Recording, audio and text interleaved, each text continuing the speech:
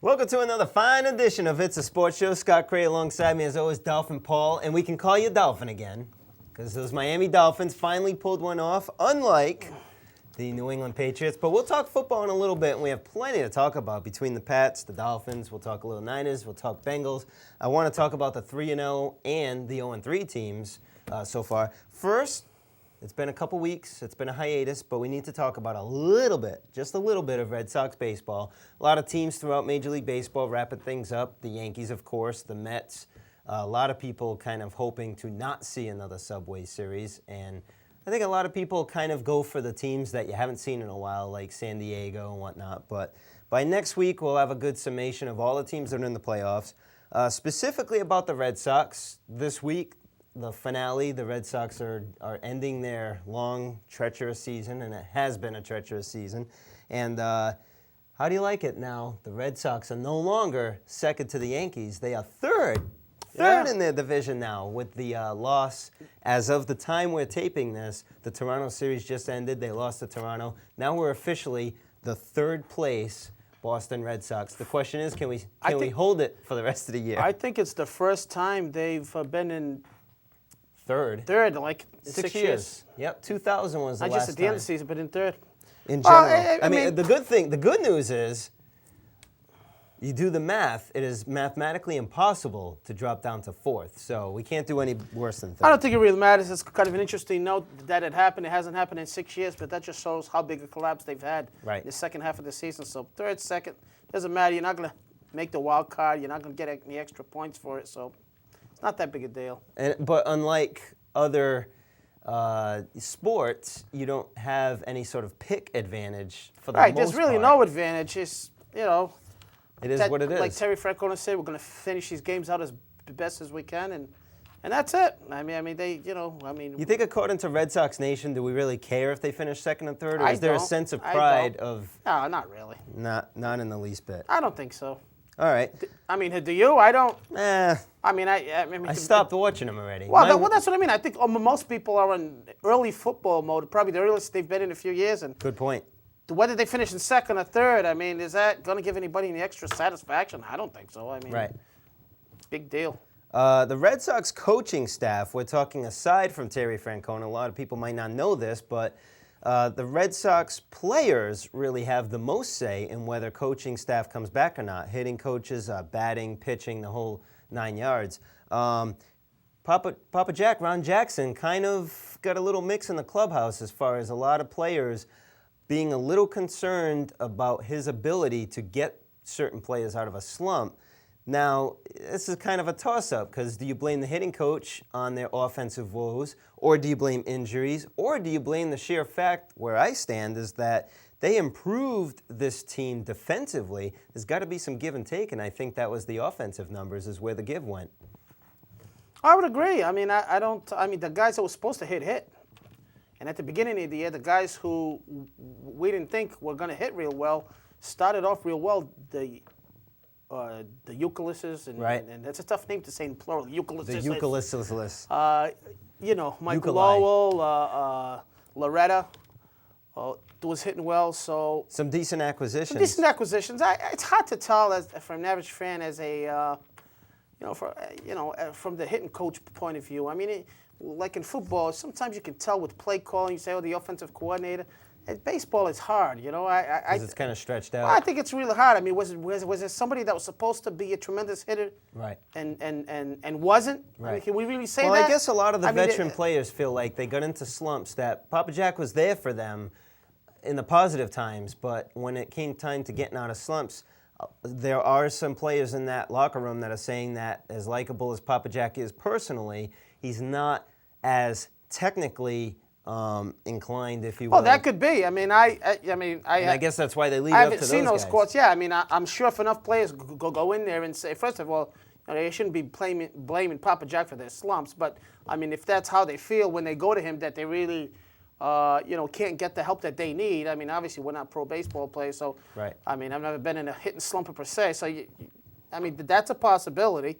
I mean, I It don't. also sounds like there's a little bit of a scapegoat going on here. Yeah, where, I can't get out of my slump and Papa Jack to show me right. what to do. The overall displeasure is with the lack of offense on this team, and there are many different angles you could blame on this, but it sounds like Ron Jackson's probably going to take the hit. I mean, you want to talk about, I know you got written down Al Nipper. I mean, Yeah.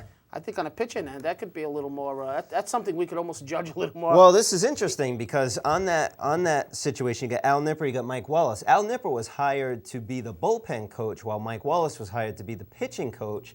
And when Mike Wallace had his, am I saying Mike Wallace? Jeez. I was just going to say, we're on 60 Minutes. This is Andy Rooney. I told Frenchie, is it Mike Wallace? And he said no. I was waiting to let you go on and say, what was his Dave name? Wallace. Dave Wallace. And he told me no, and I never crossed it out. All right, let's do that now. We're real pros here. Where's my coach on all this? Somebody's getting fired. The teleprompter, what happened to it? I'm telling you. Dave Wallace had his little hip problem for quite a while, and that's when Al Nipper got thrown into that position. Very capable of doing so. But now you have two pitching coaches. You got to wonder if one's going to go or how they're going to mix things up. So there's a good chance that the Red Sox staff is saying as early as Monday some decisions can be made. So it'll be interesting early next week, right after the season ends, that we might find out that some I think it's interesting. I mean, I happened. think that's more of a field thing, organizational thing. People who are there every day can kind of tell what's going on. But you know what? I don't care who you bring in, and certainly they might make improvements in that area. But it's not like they need to tweak a guy or two. They need some talent on that team, i.e. some pitching help. You know, whether they get it through free agency, bring up their younger guys, Papelbon back to starter, how good is Hansen going to be? It looks like Papelbon's going to come back as a starter. Is Lester going to recover in time? So, I mean, I think those are the big keys. Yep. And what they do in the offseason. Of course, we're going to talk, in the offseason after football, I'm sure, about Manny being traded. There'll be plenty of talks. So... I mean, obviously, it's all going to depend on the offseason, the coaching staff. I mean, I do agree that if there is a shakeup, it should be now. Get it out of the way. Yeah. Get the ball rolling. And what Francona said was the reason why the shakeup's going to happen so soon is because they want to give these guys a chance to get another job. I agree. That's a good strategy. You want to bring guys in, get it all settled, and you don't want to drag this thing out. You're done with it. Absolutely. It's going to be an interesting enough offseason. On a side note, David Wells, who, of course, left the Red Sox to go back to his hometown San Diego team, who is fighting for the playoffs, or should have no problem making it into the playoffs, has the gout. And is going to be unable to pitch. He has the gout. Wow, he is 62. So well, of course you're going to get the gout. The reasons you get the gout, right? Some of the reasons you get the gout, okay? Alcohol and excessive fatty foods. Check. And age. Check. He's a candidate. That's what, he had to be lead candidate of Major League Baseball player for this just in. I'm a candidate too. Half the staff here is candidates, for crying out loud, for that sort of thing. So you want to avoid the gout. I know we're going to talk about some baseball upcoming when the playoffs get settled, but just as a little side note, of course, we got a lot of football to talk about. I'd like to see Pedro in the World Series. Yeah, I guess it's not so much. I guess it's not so much the Mets. It's the Mets and the Yankees seeing them both. I would agree. Of course, we all want to see the Yankees get eliminated, but the Twins, as of yesterday, the time we're taping this, clinched, so they're in. I can't. I don't know if Frenchie knows this, but did San Diego? Did they get in? I was just talking about them. I know for sure Yankees, Mets. I don't think they've locked it up and yet. Twins. So that's it. Let's look at. San Diego did lock in. Okay, so it's just those three teams. So that's where we stand. So we're waiting to see what happens. They're 2 games ahead, and there's not many games left, so it's a good shot. San Diego. Right. So they're ahead of the LA, who's been playing some good ball, and Nomar has made some good plays. He's been. So these Red Sox players sprinkled around the MLB. Well, one plan I have that I will do, I'll tell the viewers this, okay? I'm going to take the World Series championship team, put them all back together. On a field trip? No, I wish. That would be pretty cool. I'm going to put them all back together on the same team and take this year's finalized stats and see how much of a difference, not just offensively, but defensively too, how much of a difference would we have? It's kind of just for the heck of it, sort of thing. That'd be interesting. Be a stat geek, you know? Absolutely. Anything else baseball you want to talk about before we move on? No. Hey, you can't say it's a long season anymore, pal. It's coming. This it's long winding season down. only has a few games left. All right, let's get into football. We're shooting this on Tuesday. Fresh in our minds is Monday Night Football. Big story. We talked about it last week, how the Saints could be the sort of the heroic heartstring team to watch. And the Saints now, one of 7 undefeated teams in the National Football League, a tough thing to do at this point, but the Saints are pulling it off. And man, did they go into that game with style, and they left it with style. It was an outstanding game, not just in the way that it was broadcast, the pregame, but the straight-out way they played and the way they shut down the Atlanta Falcons was Yeah, I mean, obviously it was a unbelievable. big story before the game. Of course, Hurricane Katrina, a lot of the crowd, the festive atmosphere. I mean, they might be one of the worst football teams of all time, but they know how to party in New Orleans. I thought there was a great piece on Reggie Bush. Yes. How he went out and was helping people out, was in the face of the community, which is great for a young kid like that, Yep. who seems to kind of have his head on straight. That was great to see. Joe Horn has always been there. And, you know, He's been there for the people, just hasn't been there for the Saints this year. well, 'cause he yeah, hasn't- I mean, speaking of off-field stuff, he's Sure. been there for the people, and from what people say, of course, Spike Lee was up in the booth. I mean, people say, you know, I mean, we can get into the politics, which we're not going to do here, because quite frankly, you know, we don't not want to our do it. Yeah, forte. it's not our forte, and you know, a lot of people say a lot more should be done, but that's another argument for another time. And they showed a lot of the stories and everything. So the whole night was jam-packed, a lot of energy. I'll be honest with you, on the score Friday night, we do the Handicappers Corner. I had the Falcons as my best bet because they have dominated the Saints Right. the last 19 times. They're like 16-3. Well, a lot of teams against the with spread. quarterback/running back tandems have dominated the Saints. Right, and I thought this was one of the games where, you know, you get emotion and then it dies out and the good team takes over. But you know Right. what? What you said right at the beginning, talking about the Saints, that emotion was just a tidal wave, if you will, and it didn't stop for 4 quarters. Never stopped. I thought maybe you get in it, but then you got to play football. But the Saints, the crowd, a couple of the Falcons plays were just saying, boy, that's the loudest I ever heard it. They started right at the beginning, jumped on him with the block punt. And you know what? My man Drew Brees, who Miami seems like have missed on him 26 times. Yeah, you got In that reality, right. twice in the draft and in this offseason where they took Culpepper over Brees because they believed Brees' arm was more of a liability than Culpepper's knee. Hey, Culpepper's figure. taking a team that's, you know, pretty bad. They're 3-0. They won. They got Reggie Bush, one of the most exciting players in football. The defense was playing hard. Boy, this could be a feel-good story. I mean, Yeah. they finally came back to the Superdome after, you know, last year playing on the road in Louisiana as their home games and everything. So, great story for the Saints. And like I said, it's not just the Saints, Katrina, and rebuilding. This team's actually good. The football team on the field is not that bad. They're Well, 3-0. they finally got it all tied up, and like I mentioned earlier, Joe Horn hasn't done squat yet this year. But he's a good leader. But mean, he's a good there, leader. and he'll come around. And when he does, that's going to And they make the got that Saints young even receiver. more I think it's dangerous. Colston. The guy was like one of the near last draft picks, and he's contributed as a wide receiver. Yep. And again, we talked about Drew Brees, a QB who knows what he's doing, and he's doing the same thing he did in San Diego. His stats, he's not going to go, most weeks, he's not going to go 350, 2 touchdowns. You know, but he gets things done. He'll Right. make the play when it counts. He's kind of, you know, he's not as good as Tom Brady, but he's workmanlike in the way he goes about things.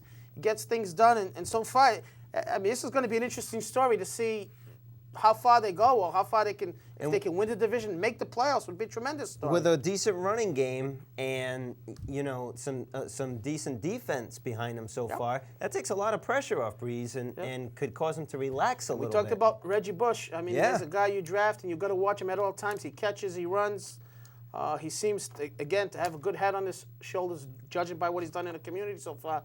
And we talked about this. I mean, him and Mario Williams from Houston are going to be compared Right. probably for a long time because obviously Houston chose to pass on Bush and take Mario Williams, who's, you know, a defensive player, hasn't exactly lit it up for a #1 pick. So Well, we'll see if that comes back to bite him in the ass at some point. absolutely.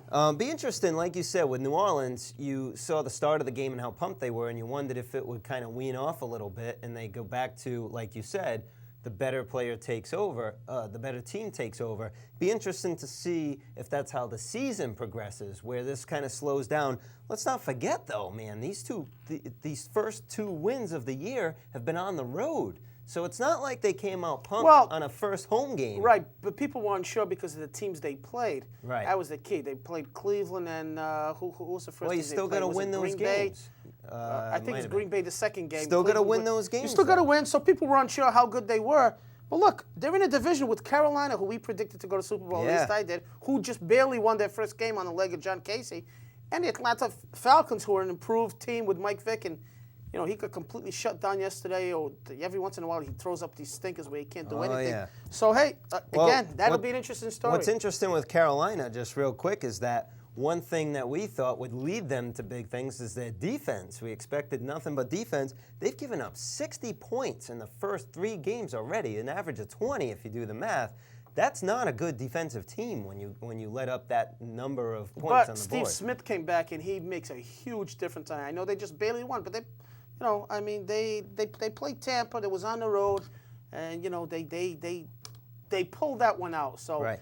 Carolina would have a chance to come back because they still have some talent. But now you got to contend with New Orleans in that division. So Tampa Bay looks like they're all done, unfortunately, for Chris Sims with a ruptured spleen. If Carolina keeps playing the way they do, it's all New Orleans to win in that division. It could be. It'd be interesting to see. I think Atlanta's still going to make some noise there. Yeah. Even Carolina. But hey, it's a good story, and We'll see what happens. we'll keep that updated. We'll move things over to the AFC East. I don't think we ever or will ever talk so much about the Saints. I don't know. On any show. It Never depends how mind, the it's a year sports goes. show. I know. It depends how the year goes.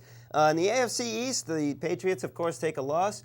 Now drop down to 2-1 and are tied with the Jets after the Jets have won their game for the lead in the division. It's a mumbo-jumbo division right now because Buffalo and Miami at 1-2. Miami finally won a game. Well, Miami won a must game at home. I saw the whole game. I saw every minute. Quite frankly, they were lucky to win. Yeah. Miami still got some problems on offense. They look terrible. Culpepper still looks bad. I'm a glasses half full guy. I mean, they played well the first game. I thought at Pittsburgh, although Pittsburgh might not be as good as we originally anticipated, but they're still the Super Bowl champ. So Right. I think Miami can still get it together. Right now, they're pretty lucky in that they play Tennessee and at Houston next week.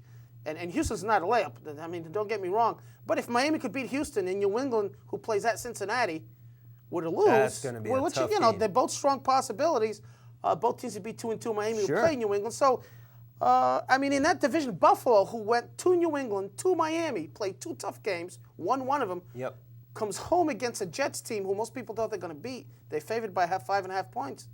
And Buffalo implodes. Right. So, you know what? You don't know You what's don't gonna know happen. what's going to happen. That's why the NFL is such a great sport, because it's true when they say on any given Sunday. I like to joke and say baseball's a long season, but football, everything shakes out in the middle towards the end. Sure. And the Patriots have proved in the past that you don't have to start out 4-0 to be a championship or contender. Right. But you have to play well in December. Now, Well, the Patriots haven't exactly been burning things in the last couple of years at the beginning of the season. exactly. And they've had those late runs. But, we're probably going to talk about the Patriots. This was a game that, it finally caught up to them a little bit. Denver came in. There's another team who we had high expectations for. The first couple of games, they played kind of crappy. Yeah. They just got by Kansas City at home. So, to be honest with you, I thought they were ripe here for to lose to New England. But they seem to have New England's number. That Mike Shanahan, he's a good coach. Yeah. And they were physical on defense. You stopped the Patriots' 2-headed monster, the running game. Corey Dillon was banged up. But you stopped that running game. And now the big question, talk radio and everything. And we talked about this before. Tom Brady. Can he toss He's the ball? got no toys. Right. He doesn't have his toys. And that's what it came down And to. that's what it came down to. They had that Denver did a great 180-yard job. drive. Listen, let's pound this running game and see what they can do. Yep. Doug Gabriel, Rashae Caldwell, Troy Brown, who I've loved and has had a great career, but he's getting open with a walker. Oh, yeah. Catching passes over the middle. God bless him, man. So the Patriots did not play very well. They're not the same dominating defense either. So. Let's not forget, too, you mentioned Corey Dillon. He got knocked out of the game right before halftime, if I'm not mistaken. So it was left up to Gore. But we'll never know if he's hurt or not because, Yeah. the Gestapo in New England, they'll never tell He's us. got a what's generally called a bodily injury, and that's Yeah. about it.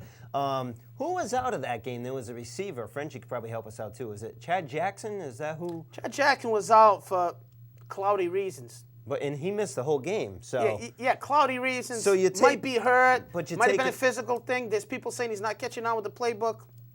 Well, the fact of the matter is, Brady already doesn't have enough tools to throw to, and now you take. But that's away how bad another the one. receiver situation is. And Tom Brady took somewhat of a pay cut, restructured his contract, got a big contract, And to me, I said it was a mistake all along. I know Branch was on the contract, Right. but they took his weapons away. And I told you before, if he had some weapons, this guy would be tough to stop. Now, on the other hand, let me just say this, and I'm not saying this because I'm a Miami fan. No, of course you're not. No, I'm not. Let's hear your This has down been- the middle talk well, here. Did you see the game at all? The Patriots game? England? Yeah. I mean, did Tom Brady look like a 3-year-old who got He looked extremely uncomfortable. his lollipop taken away? It's- Tom, suck it up. Oh, you're talking about He's moping, Right. moping. Right. You know, I understand things. That's not the first time that's happened. When things go bad, I mean, he's a young guy. He's won 3 Super Bowls. I hope he doesn't think every year is going to be a championship season and win a Super Bowl. He's been spoiled. He has been spoiled. He doesn't have his toys now. And, you know, I mentioned to somebody, even Brett Favre a while back when he was struggling, and I saw a couple of the Denver linemen go up and hit him, and guys used to do that with Favre, and he used to laugh and hit him back and say, come on, bring it on, and come back and throw a touchdown. Yep. Tom, he'd get sacked, they'd hit him. He's on the bench. Right. I mean, you're a leader of the football team. I know, you know, he's probably frustrated. He wants to win. I appreciate his desire to win. But come on, I mean, the whole game, he had that sourpuss face. I mean, if I'm a lineman, I'm saying, hey, listen, I know you got Doug Gabriel, I know you got Shea Caldwell, I know a guy might have dropped the pass, I know you're getting sacked, I know there's a penalty, but suck it up, let's go, you know. It's an awful big list for him to suck it up. Oh, but you're right, he's the leader of the team. I just had that impression, and now there's, you know, they go play a team who you better not get into a scoring fest with. My Cincinnati Bengals. Your Cincinnati Bengals. Oh, come on. I've been all over the Bengals since last year. I was rooting for the Wow, that's Bengals. a long time, boy. Hey, you're going to make a change eventually, you know? Since last year, you almost have all their rookie cards and everything. Talk about Cincinnati. You take a look. They might have one of the, I don't know how to describe this, but their points for to points against ratio may be the furthest apart of just about any football team in the NFL right now.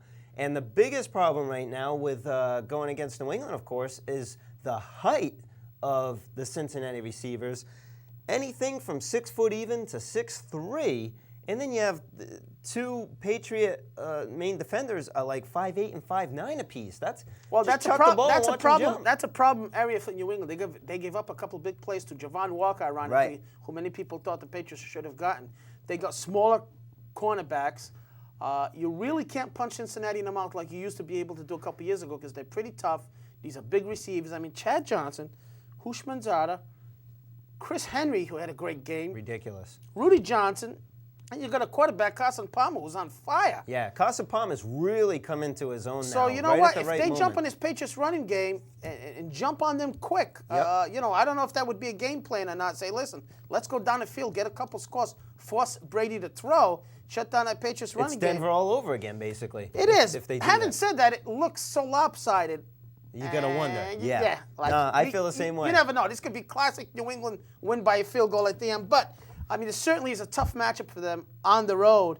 And, you know, there's been a lot of criticism this week. Brady usually bounces back. But I still maintain the guy doesn't have enough weapons. They got probably the worst tandem of wide receivers in the NFL. I mean, they took away David Givens and Deion Branch. Right. I mean, to take away, you know, maybe they're not as good, but Manning and Reggie Wayne, or Hushmanzada and Chad Jett. And see how good those teams are. Chad Johnson, I mean. Well, they only, you know, the Patriots only had, I believe, 4 wide receivers suited up to play the game on Sunday.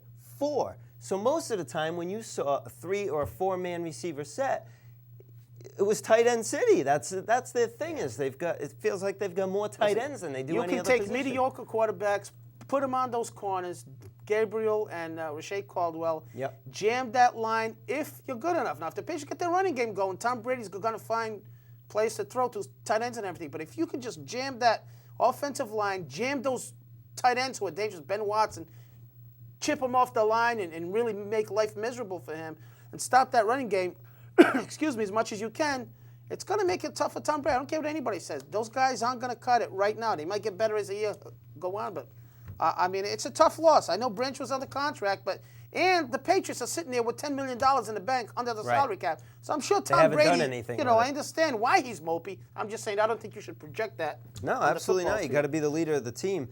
Patriot Nation, of course, is going to say, hey, in coaching staff and Belichick we trust. You know, they expect big things from nobodies, basically, because that's how this team has performed in the past. But I've heard a lot of people this week, not to interrupt you, they're changing the tune a little bit as far as, Tom. Have they reached their limit? Well, I think it's like, hey, Bill, I mean, how long can you go on with this system? This is great. You've done tremendous. How long can you keep being cheap and replacing players, especially to a QB who I think is one of the best, if not the best in the league, and you're kind of taking stuff away from him. How long can you continue to operate this way?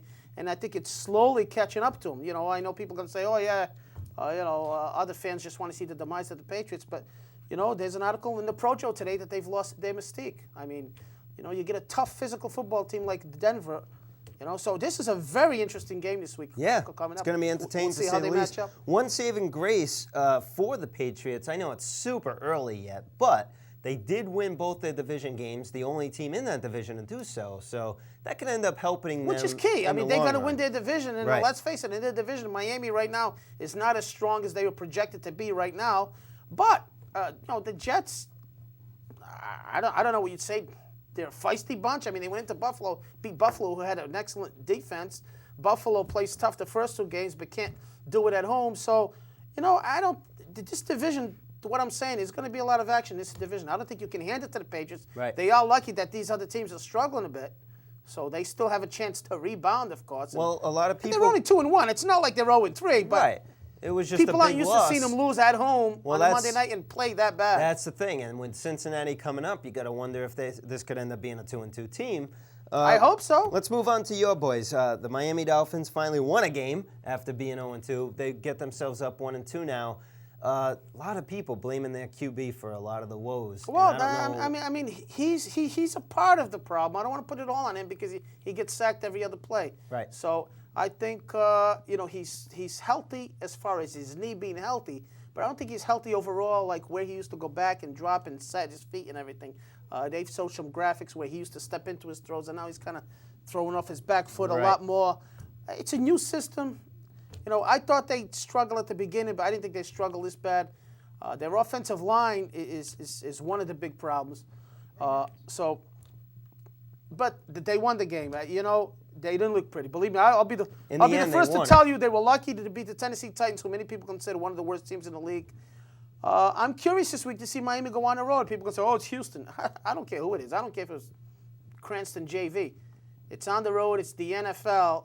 And I'm curious to see, because Miami did play well that first game in Pittsburgh. I said, it's about how I expected. Right. We'll see how they do on the road. I mean, obviously, if they lose against Houston, they're in for a long season.